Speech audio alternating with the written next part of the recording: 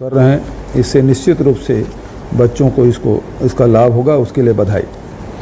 दूसरी तरफ स्वामी आत्मानंद अंग्रेजी स्कूल हमने शुरुआत की और लगभग 12,000 शिक्षक भर्ती हो गई है।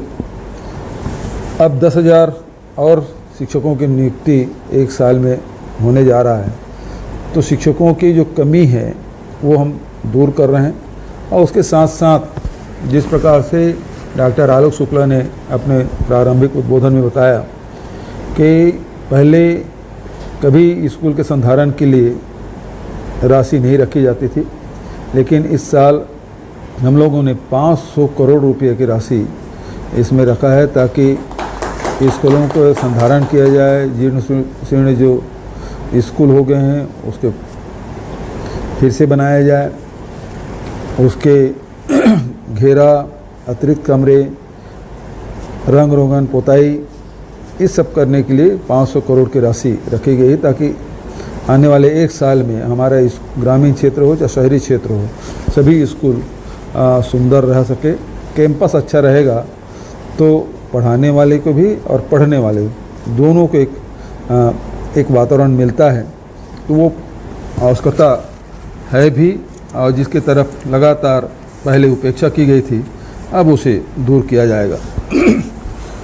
एक और शिक्षा के क्षेत्र में एक बहुत ही मजबूत कदम उठाते हुए नवा रायपुर अटल नगर सेक्टर 32 में प्रस्तावित उत्कृष्ट शिक्षण संस्थान का आज शिलान्यास किया गया।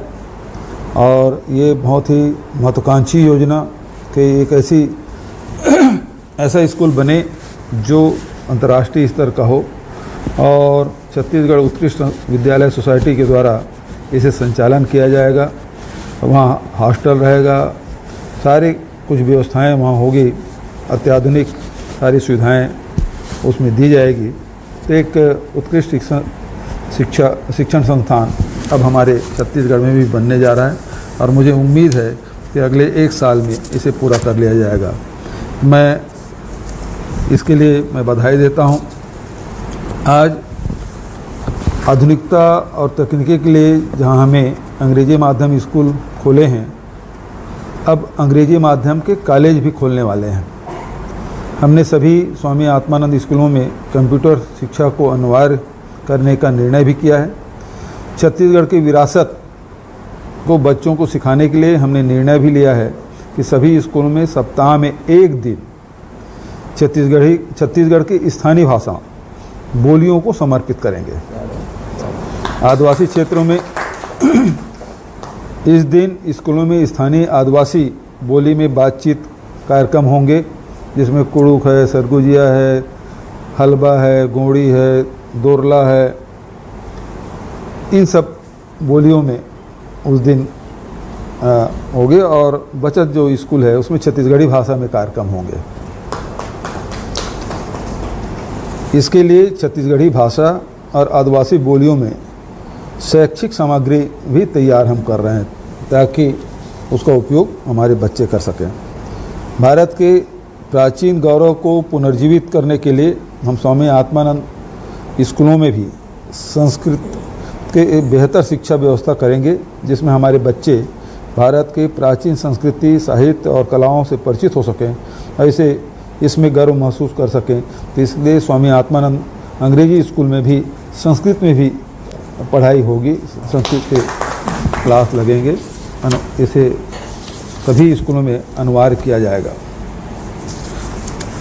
तो आज के दिन बहुत महत्वपूर्ण, और इसके लिए मैं सभी शिक्षकों को बधाई देते हुए हमें गोधन न्याय योजना के आज 51वीं बैठक, और जिसके बारे में बहुत विस्तार से हमारे कृषि मंत्री जी ने और हमारे अयाज तमोली जी ने जानकारी दी। हर 15 दिन में हम लोग बैठते हैं और राशि वितरण करते हैं, गोबर संग्राहकों को भी, और जो हमारे SHG के महिलाएं हैं या गौठान समिति हैं उसके लिए राशि वितरण करते हैं। तो लगभग आज 5 करोड़ की राशि जारी किया गया। और ये भी जानकारी दी गई कि अब तक के जितने हमारे वर्मी कंपोस्ट बने हैं उसमें से अधिकांश वर्मी कंपोस्ट अब किसानों के माध्यम से वो खेतों तक पहुंच गया है।